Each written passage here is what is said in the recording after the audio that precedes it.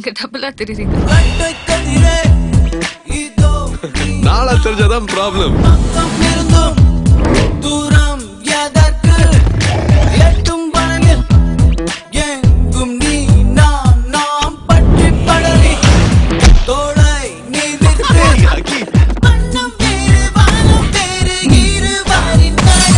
இவனுங்களை ஆடி தள்ளுபடியிலையா புடிச்ச? ஒண்ணு வாங்கினா ஒண்ணு ஃப்ரீயா?